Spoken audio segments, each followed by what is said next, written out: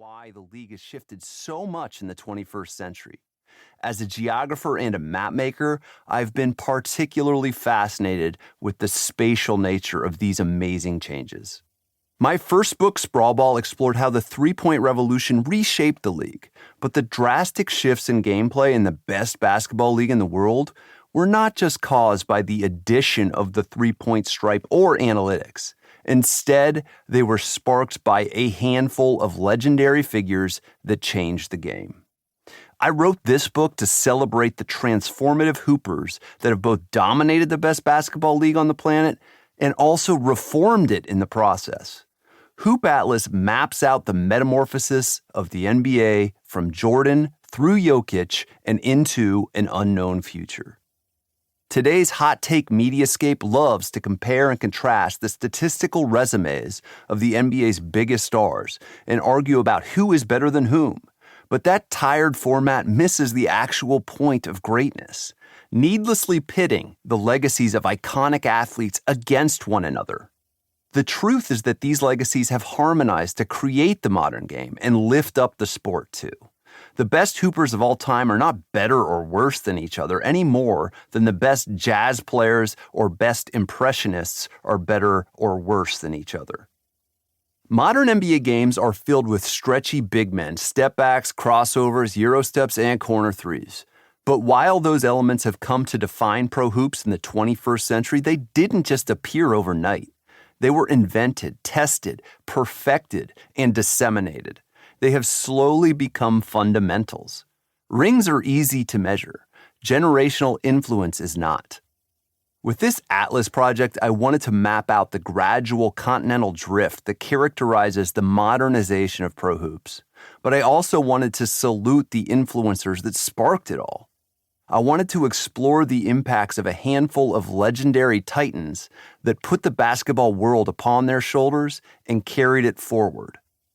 NBA teams love to memorialize greatness with decorative banners up in the rafters, but the league's most precious legacies are always found down on the floor, game in and game out.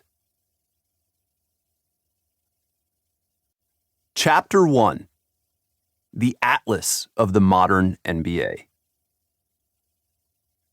It began with the shrug. Michael Jordan gave the world a preview of the modern NBA on June 3, 1992. Long before players like Stephen Curry shot pro basketball into outer space, Jordan put on the seminal performance that showed the basketball world the virtues of perimeter scoring.